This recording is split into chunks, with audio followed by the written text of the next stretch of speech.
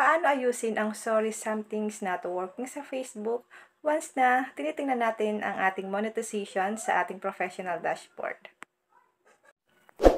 Punta lang tayo sa ating Facebook.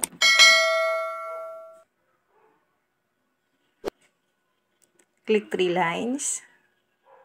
Click professional dashboard. Scroll up. Click monetization. Kapag ito guys ang baba sa inyong monetization, ganito lang po ang gagawin nyo. Punta lang kayo sa inyong Play Store. I-type nyo dito ang Facebook. I-check nyo guys, baka hindi po updated ang inyong Facebook. Kapag updated naman, punta lang tayo sa ating phone settings.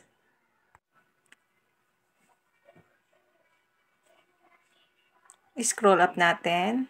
Click App Management. Click App List. Hanapin nyo dito guys ang Facebook.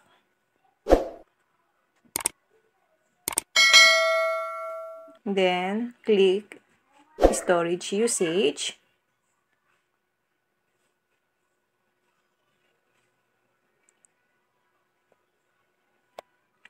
I-clear cache nyo po. Clear cache nyo po. Huwag nyo pong i-clear data.